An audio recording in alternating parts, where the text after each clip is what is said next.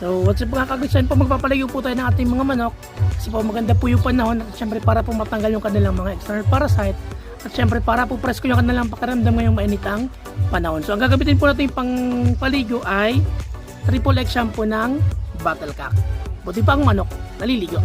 So ito po ay merong N70 CAPB CDAA aloe vera extract plus cypermethrin plus citronella extract. So ito po ay pangtanggal ng red mites, hanip, garapata at leg mites. So pangtanggal din po yan ng mga fungi at mga insekto.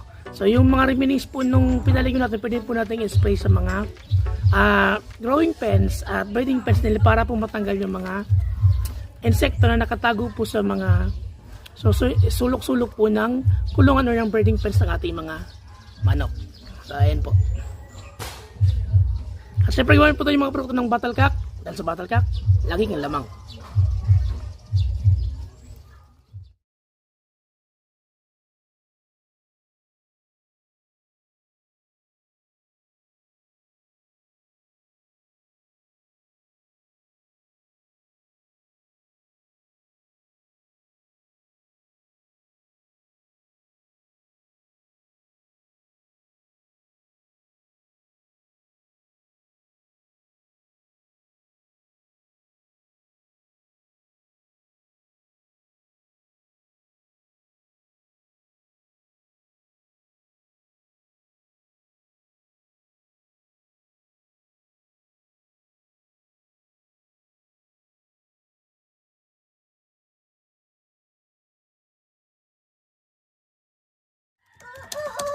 At syempre huwag po natin kakalimutang mag-heart, mag-follow, mag-share, at mag-subscribe.